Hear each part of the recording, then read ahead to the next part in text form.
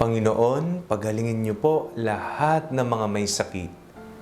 Ako po si Father Fiel Pareha at ito po ang ating segment, ang Daily Devotion, na kung saan tayo po ay magdarasal, magbabasa at magninilay kasama ng salita ng Diyos sa buong taon.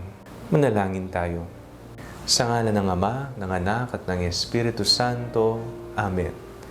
Halina, banal na Espiritu, liwanagan mo ang aming puso at isip nang maunawaan at may sa buhay namin ang iyong salita. Amen. Our Bible passage for today is from the Gospel of St. Luke chapter 4, verses 38 to 41, and I read it for you. After leaving the synagogue, he entered Simon's house.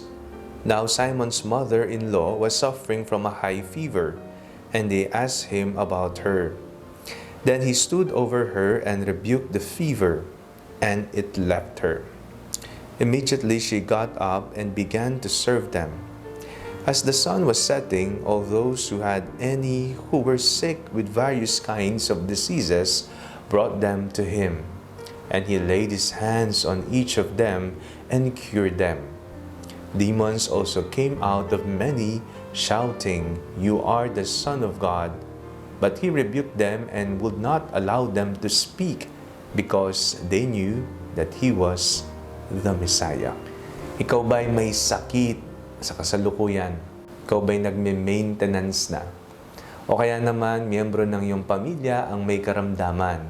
Maaaring ang iyong asawa, ang iyong mga anak o kapatid. Ano ang pinagdaraanan mong sakit sa kasalukuyan na nagpapamulat sa iyo na ikaw nga ay tao? Taong may limitasyon, taong may kahinaan, taong marupok. Sa ating pong binasang ebanghelyo sa araw na ito, napakinggan po natin kung papaanong pinagaling ng Panginoong Hesukristo ang iba't ibang uri ng sakit at ipinatong niya ang kanyang mga mapaghimalang kamay sa bawat isa. At ang mga may sakit, lahat ng kanyang nahipuan ay gumaling. Maaring hindi sakit sa pisikal ang iyong pinagdaraanan. Maaring emosyonal na sakit o kaya naman ay espiritual na karamdaman.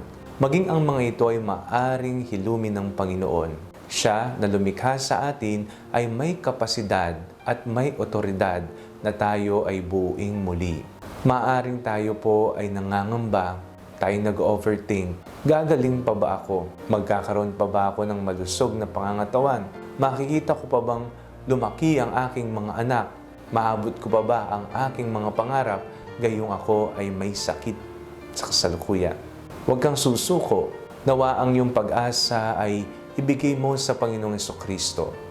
At sa tuwing tayo po ay nakakaramdam ng iba't ibang uri ng sakit, atin pong dasalin, Panginoong Hesukristo, ipatong niyo po sa akin ang inyong mapaghimalang mga kamay. Manalangin tayo. Panginoong Hesukristo, pagalingin niyo po kami.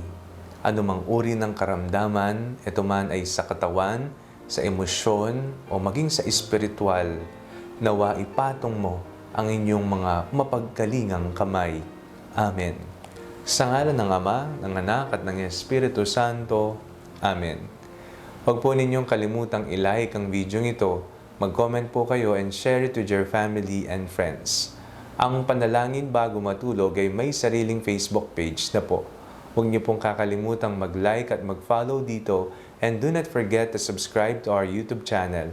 I-click niyo lamang po ang link na nasa description ng video ito, o kaya naman po just search Father Fiel Pareha.